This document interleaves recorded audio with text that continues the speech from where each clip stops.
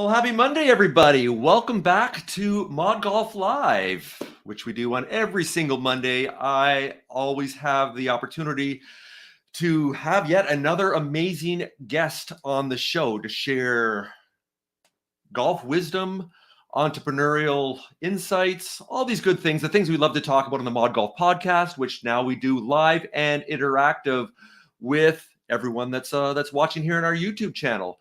And in case you don't know me, I guess it's worth an introduction again. My name is Colin Weston. I am the host of the ModGolf podcast. We have been doing that for over 7 years and over 200 episodes. Hard to believe. And I have such this rich, deep, well, I guess you can say, of previous guests that I've had fabulous conversations, and creating the Monday ModGolf Live gives me an opportunity to circle back and bring some of them back on the show to get an update and reinforce all the good things that they said on the podcast. And today is no exception to that, where we are going to be joined with PGA Master Professional and teacher Claude Brousseau out of the Wailea Golf Academy. I consider Claude a very good friend now. He's tried to help me.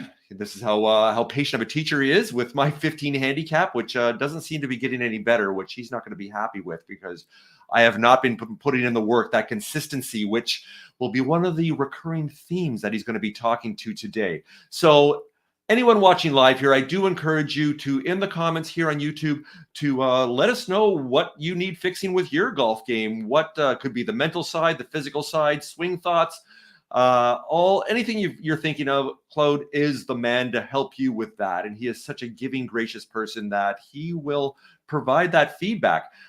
So yeah, we've got lots of great things to talk about here. But before we get started, one thing I wanted to say is, hey, if you haven't subscribed to the ModGolf YouTube channel too yet, I encourage you to do so. If we can, we can get to 500,000 subscribers. That really helps me, because that means I can start to monetize this a little bit, so that we can start doing even more, cover our production costs, do even more shows, provide and create that content that all of you have told me that you want. All these stories about innovation, entrepreneurship, the human experience, the journey, both on and off the course. So one thing I'm going to start with here, I've done this starting with last week, and people seem to like this.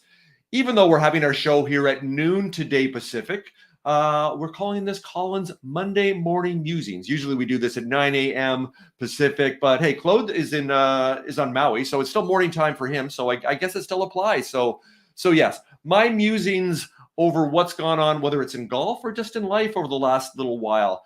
And today I'm musing over something that didn't happen on the golf course. In fact, happened on the racetrack. And I'm a big F1 fan. And yesterday, if you people do follow F1, Lewis Hamilton, who is the most decorated F1 driver of all time, and he won for the first time in 3 years. And I just loved his comment, what he said afterwards while he was crying. And you would think this is a man that actually has now won the British Grand Prix 9 times, more than anyone else has done that.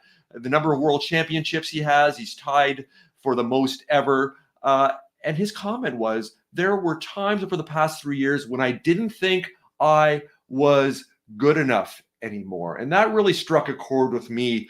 Just, with all human beings, even though someone that's reached the pinnacle in their profession is loved and cherished around the world for being such an authentic human being, and also just his skill and mastery of what he does, self-doubt still creeps into what he does, and how that affects not only his performance, but also his worldview, and how he was then suffering a bit from depression and anxiety and just not feeling that he was good enough anymore. And it's surprising that you would hear that from someone like Lewis Hamilton, but it just goes to show that all of us on this journey of life have to reconcile and deal with that, and that's okay. And with that, I do want to talk about one of the organizations that we have been supporting here as a charity, and that is Heads Up Guys. So, for men especially, this applies to everyone on the planet, but entrepreneurs, but especially men, we're really bad about sharing our emotions. The way we've grown up, of kind of that stiff upper lip and keeping everything inside and just kind of dealing with it, and, in silence. There are resources out there. There are people out there that want to help. And I will say with Heads Up Guys, even on Instagram and on their website, just even some of the tools that they provide. If you're suffering from depression, anxiety, and I know I have in my life, there's ups and downs, and I've used them. I've got to know them very well. And in fact, we're going to be participating in a charity golf tournament that Heads Up Guys is involved with in August. So I'm excited about that. And this ties into my Monday motivation. I've started to do this both on Instagram and also on LinkedIn. So today's Monday motivation really ties back into Lewis Hamilton and his comments there and feeling you're not good enough. And I love this one. If you're going to spend time worrying about worst case scenarios, it's only fair to spend time considering best case scenarios. This shift in mindset is a game changer. So I'm sure Claude has all kinds of thoughts already. I can see him in the background here, just champing at the bit, ready to jump in here and offer probably some feedback on some of the things I've said already before we dig into all the good things that he's doing at the Golf Academy at Wailea. So why don't I bring him on here? And that's exactly what I do. Claude, great to see you, my friend, and thanks for joining me on ModGolf Live today. Aloha. It's a privilege. Thank you very much for the invitation to be on your podcast show. Absolutely. And thanks so much. So, hey, starting out there, any comments there before we dig into all the good things that you're talking about, a consistency for recreational golfers like myself that are on the lesson tee already this morning with you in Wailea. So even any comments there of what Lewis Hamilton had said and some of the other things I put out there, just as far as your mindset as it applies to both life and to golf on the lesson tee? Yes, I do. Then we have many things in common, you and I, but I'm also a big fan of Formula One. I had the privilege to have dinner with Pierre Gasly, and going back to Hamilton is just very interesting to see that we are human beings in doubt and not sure of how our self-value can creep in even when you're at the top. They also call that, I think, is the imposter syndrome. Am I that good? And then if you start to have doubt, of course, your performance at the high level, or even for the recreational golfer, and then even in your private life, it becomes more like a roller coaster. So thank you for sharing that. Oh, my pleasure. Absolutely. So hey, I want to. I've got quite a few questions to ask you here, but you've been great to Go. send me some images, some quotes. This will be great for me to kind of riff off of here and kind of get your thoughts on this. So we're going to talk about consistency, whether it's through practice and intention and the ups and downs that we have not only in life, but especially on the golf course. So I want to start with this one that you gave me with Bobby Jones. In order to win, you must play your best golf when you need it most and play your sloppy golf stuff. I love that, sloppy stuff, when you can afford it. I shall not attempt to explain how to achieve this happy timing. What you sent me this, so what are your thoughts on this, and how do you use this on the lesson tee? I think this is such a great one, especially the last few sentences. How can even him, who was such a great player, achieve so much? Cannot even pinpoint every day how you can time the good shot and maybe the not so good. And then we see that every time at the highest level. Was it last, not this weekend, the previous weekend, Bahia made only 2 boogies during the week. However, the timing of doing it on 18 holes, that's a very bad timing. So that's we need to accept as player that we do not control the outcome. We witness the outcome. So that's a sentence that I use a lot on the tee. So what you do control is the process, and then you need to stay on the process of how you move the club, how you manage your emotion, how you manage your decision making, um, then the outcome is you will witness better outcome more often if you stay on the process more. Well, I can relate to that personally as a 15 handicapper, where just last week I played one of my favorite municipal courses in Vancouver, which seems to be nicely set up for me the way I play. It's a tricky course, but I play it well. And last year when I played it once, I shot my second best round ever. I shot 81, had 4 birdies, playing really, really well. So I was super excited with my friend to actually play there again. And I had set up this false narrative in my head, these expectations. And what did I ended up doing? I shot the worst round I've shot in about 4 years, maybe even 5 years, where I didn't break 100, lost 7 balls, 42 putts. And for me, that was just such a frustrating and disappointing and also embarrassing outcome. But also with me seeing where golf is very much, I guess, on a different level. You've got the examples here with Jordan Spieth here. Maybe you can talk about this round here, the ups and downs of that. That I witnessed that myself without actually putting in the work, the consistency of even thinking about what made me successful the year previously. That everything was going right that day, and my mindset was more joyous, perhaps. And then when I got off to a bad start, and I never really recovered and managed to pull myself out of there. So talk to us a little bit about consistency, and we'll use these examples of Jordan you put here, and even this one of Nelly here, of course, 2 days and gosh, what, 12 strokes different, right? So that just show your listener and the general public playing golf that consistency, I would call that, we have to be aware of what consistency means and what you want to do with that. So I think the general players should look more for competency versus consistency. So you cannot, like this card right there, I think he made only 3 pars, and then he still shot 68 for his round. And then that's the way you need to manage your expectation. If I use your example, see, your expectation before you tee up were probably not in line with how you felt that day in your body or in your mind as a golfer.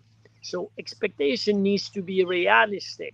Just do a few numbers. Of course, I like numbers.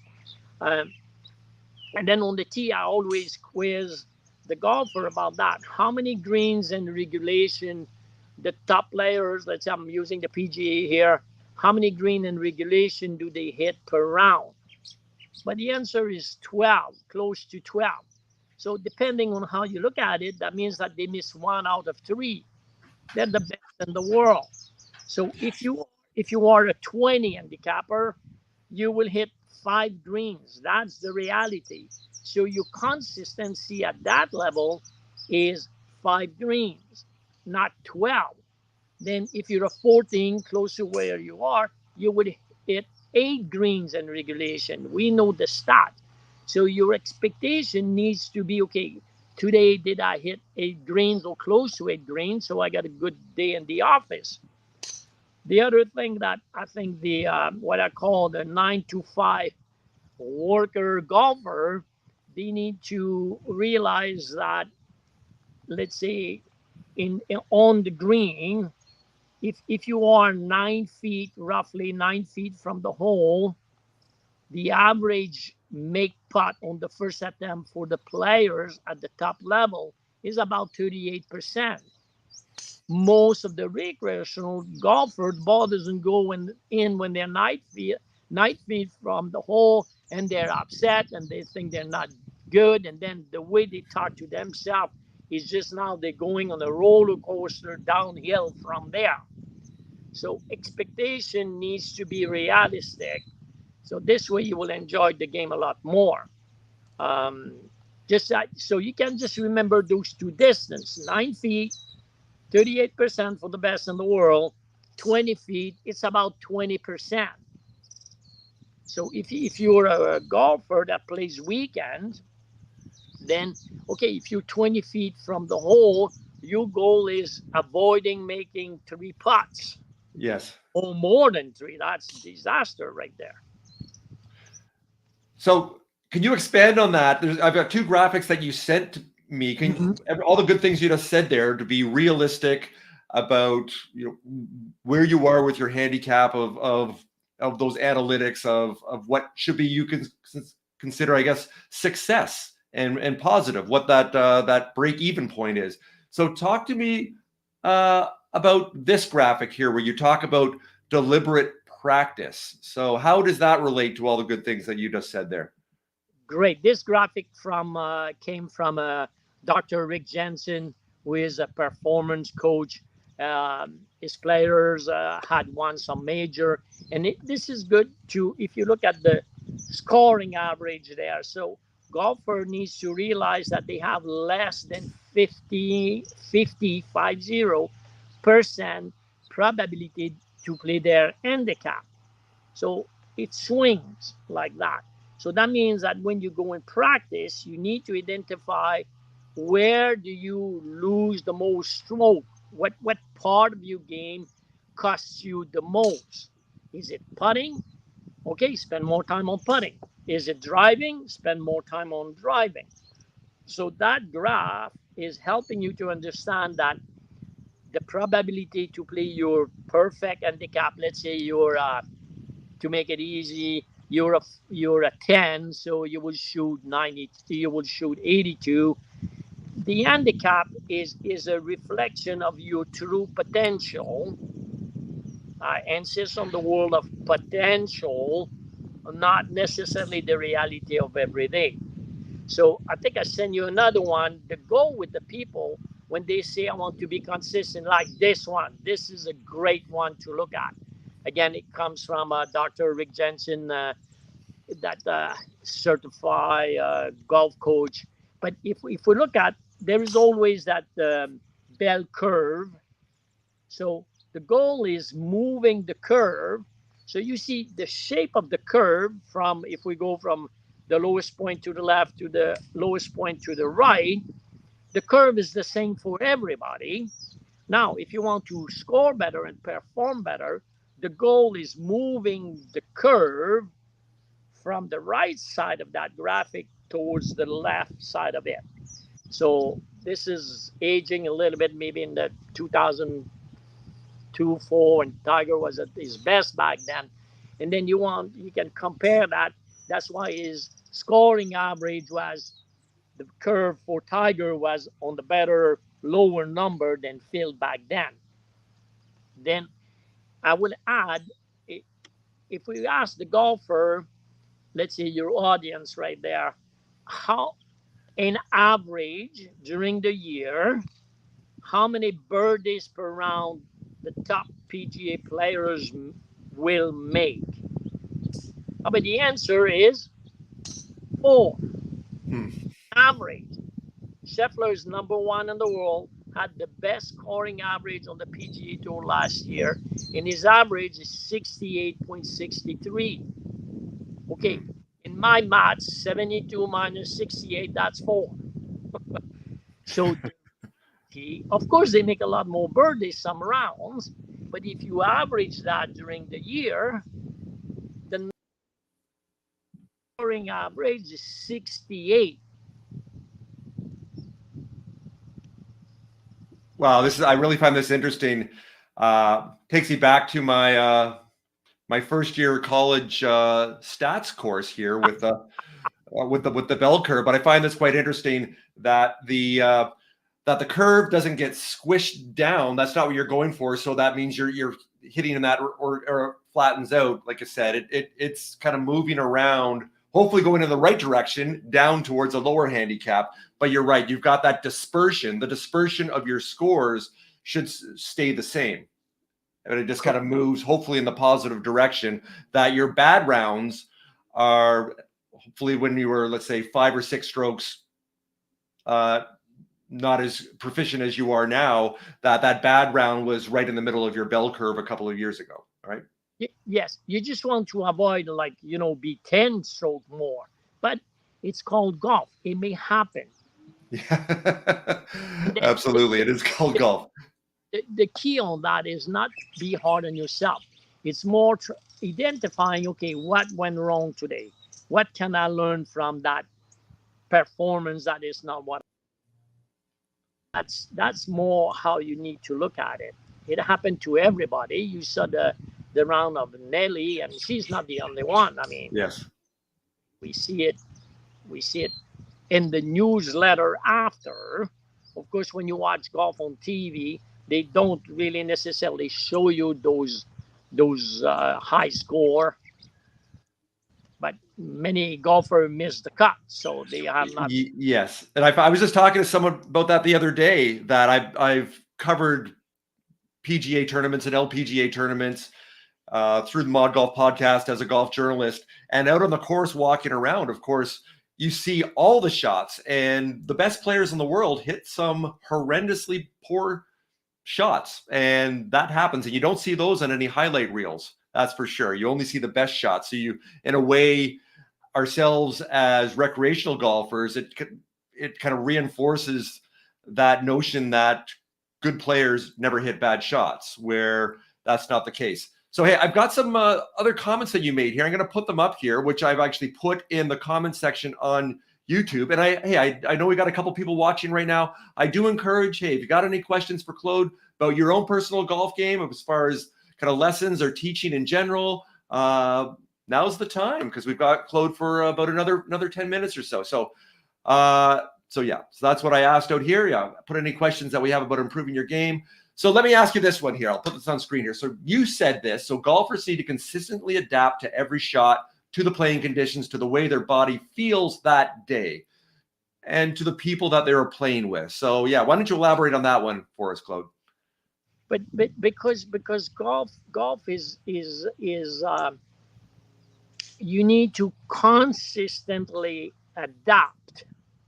That's the word of consistency that people should look for, because every shot is different. It's a different location. It's a different condition. The hole is in a different place. Even if you play the same course, we are different as human beings. So what I want to say with that statement there is that instead of trying to be consistent in the mechanics of your swing, of course, you need to have a repeatable, acceptable swing. But even with that, you have to adapt to every shot that is in front of you. Then you have to stay focused on what you do control as a player. You do not control the wind. You don't control the weather. You don't control the people you play with. Sometimes it's more pleasurable, sometimes not. You will get yourself distracted maybe by watching other people swing or ball flight. So the idea here is you need to prepare consistently for the shot. So that's where the consistency should be. How do you have a clear intention of what you want to do with the ball? What do you want to do with your body in the club? Often it's just they randomly go with the ball and swing and hope. So I joke with that with people. I hope I won't offend anybody here, but I joke with them and say, just keep hope for church and use strategy for golf. Yes, hope is not a strategy, right? Strategy when you play golf. You need to prepare. You need to stay focused on what you do control, and your performance will improve. And then, of course, you be more consistent in your bell curve. Love that one. Love that one. Well, I can attest yesterday, some of the things you just talked about there is focus on the things you can control. I think you know me fairly well now, Claude. I'm a positive person, the way I embrace life, and we haven't had a chance to play around together yet. But even though I'm having not a great time out there, I'm not one of those people that lets everyone else know that I'm not playing well, because, hey, they can see it. You don't need to tell everybody. Just like everybody out there, if you have a bad round, keep it to yourself. You don't need to tell everybody. We know you're not playing well. But yesterday, we were playing in a team event. It would be the fourth year in a row. I've got my same partner.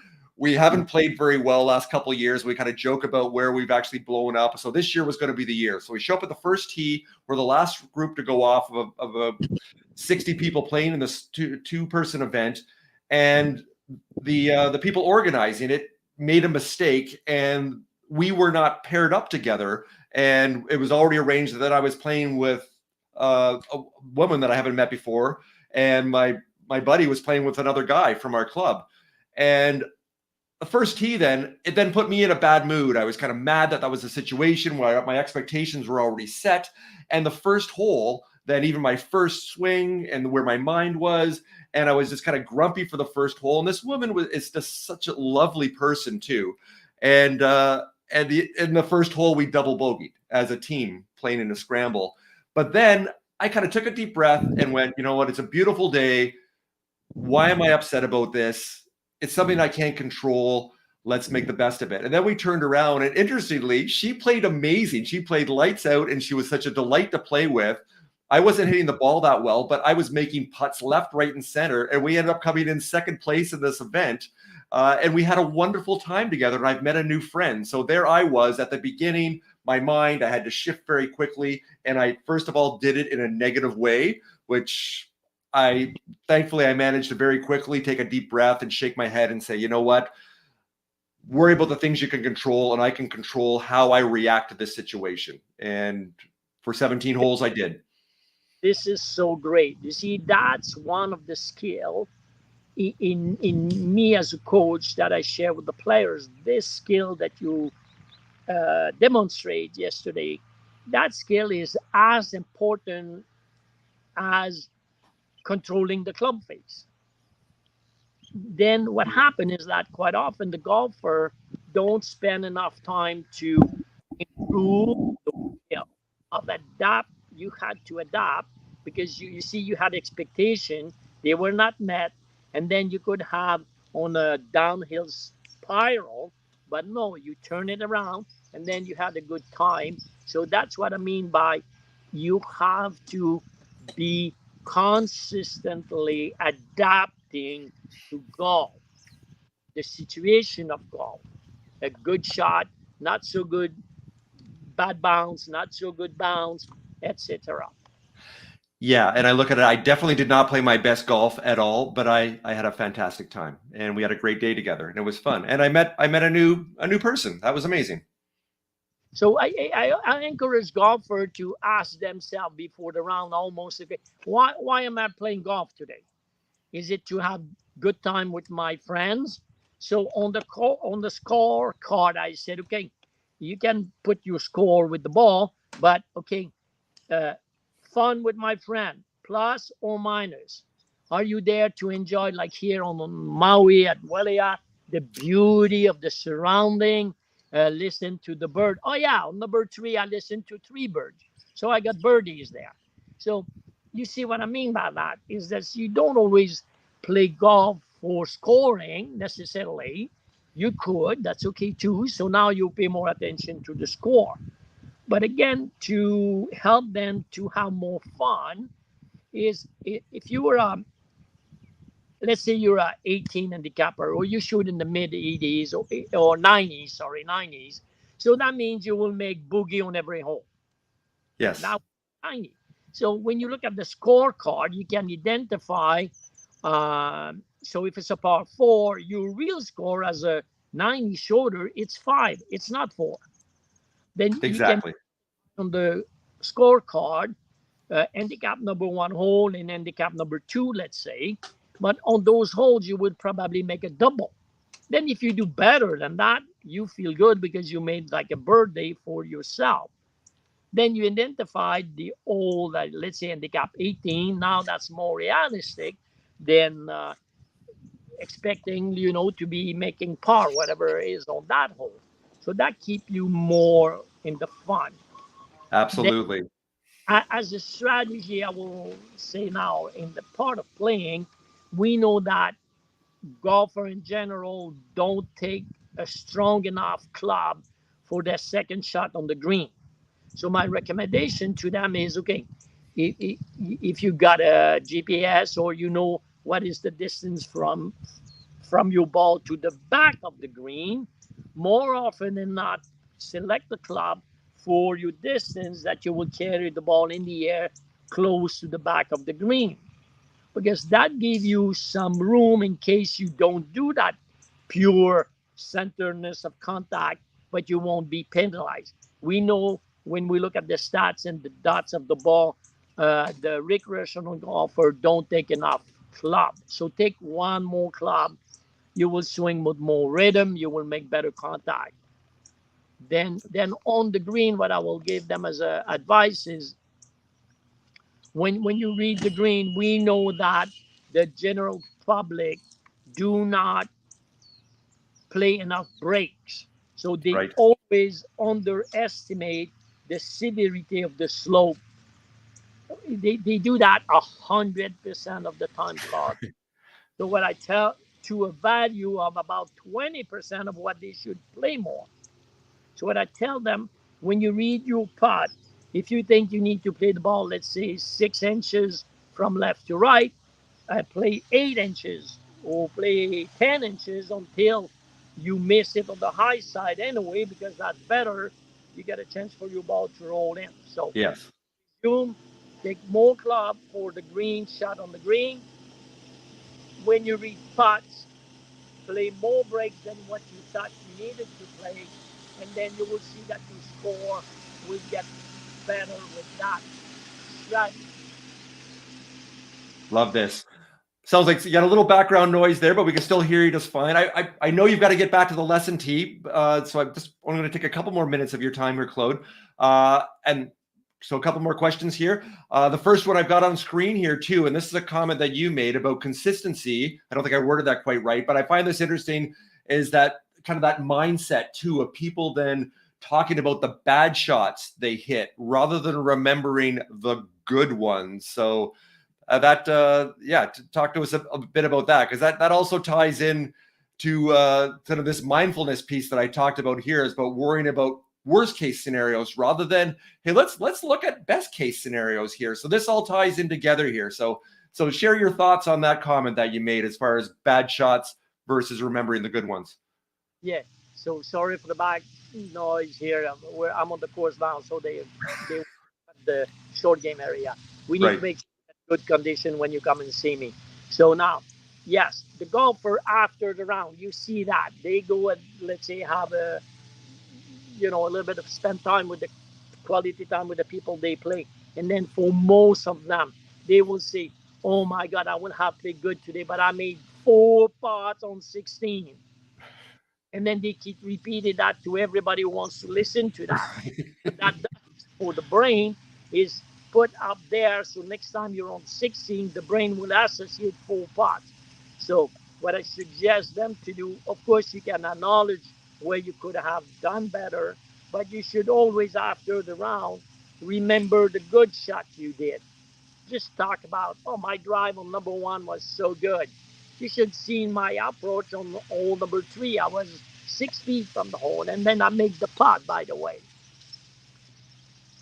That positivity, I love that. And well, to finish up here, that ties into another comment that you've made, and that's about mindfulness. So talk about this one. You put this: practice with a purpose and a plan, which I need to do more. I have been very negligent in that area. And measure, measure, measure. So tell us about these two things as we finish up here, Claude. All right, perfect. So that means that when you go at the practice facility, first you need to have a game plan. What? Keep it, keep it simple and specific. Specific. Why are you going at that practice facility for, let's say, half an hour? What skill do you want to improve on? So it's not the number of ball that count. It's how mindful are you that, let's say, you want to be more aware of the length of your backswing. So you will do a couple practice swing, slow, be aware of, let's say, that's the length of the backswing you want. Take the time to feel it. People don't want to do that. Okay, they scrape and hit. So they get good at scrape and hit. So you do that a couple times. Then you go with the ball and you trust that because your neurological system just programmed that, you need to get out of your own way and make it happen. So that's what I mean by be mindful. Now, measurement in many different ways, but I would say measure success. For 5 balls, let's say you're a slicer of the ball. Okay, with your coach, he gave you something to change the ball flight. So you put 5 balls, and for the next 5 balls, the only thing you evaluate is the ball, let's say now is curving from right to left. Have a little draw on it.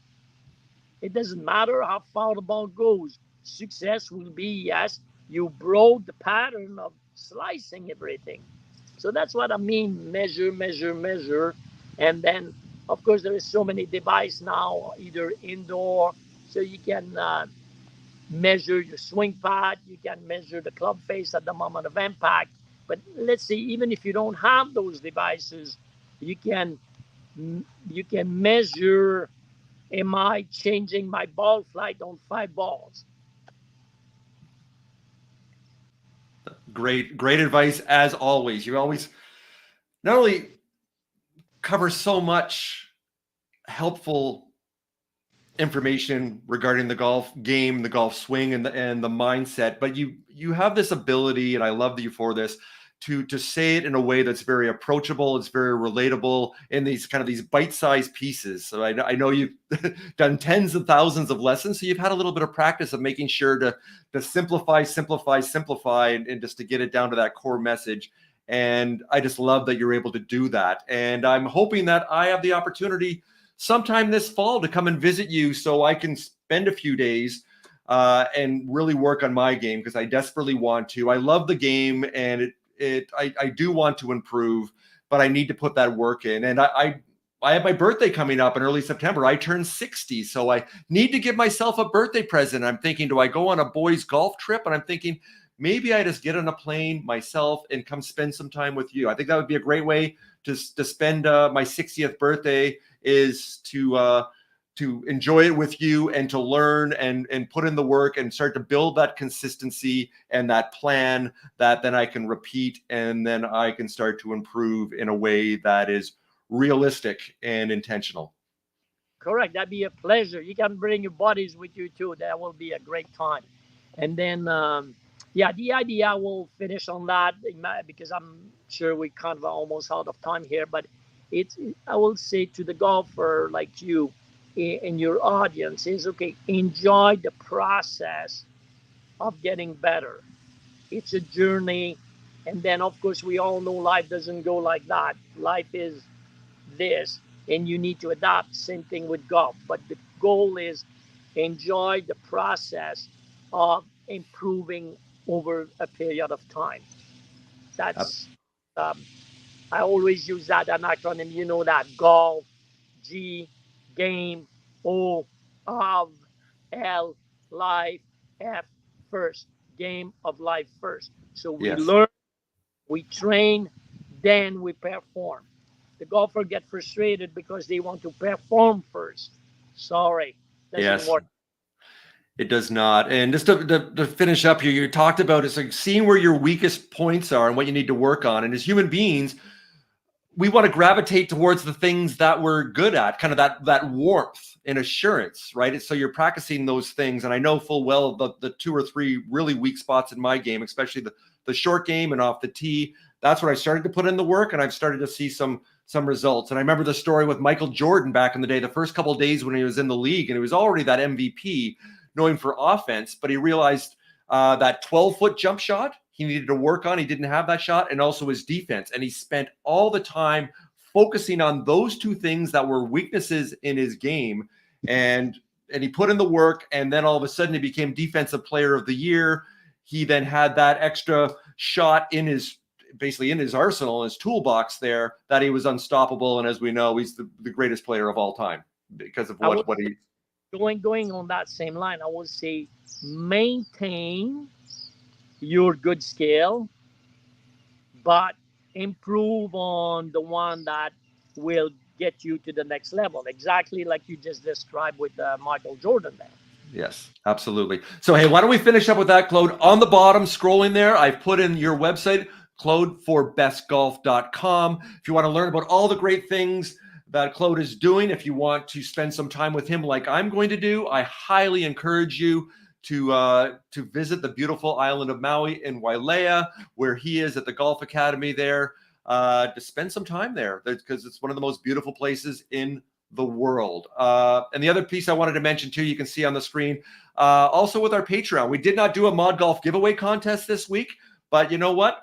We've been giving away free stuff for the last couple of weeks. We're going to continue to do that, but you've got to be part of our community. So, hey, if you subscribe, it's only a couple of dollars a month. You know, I say it's the equivalent of one latte per month. And you know what? It helps us grow, cover our costs, do more great things, have these conversations with amazing humans like Claude that I can share with all of you. And we just want to keep on rolling here. Like I said, been doing it for 7 years, and I feel just getting started. It's still that consistency piece, like you mentioned there, Claude.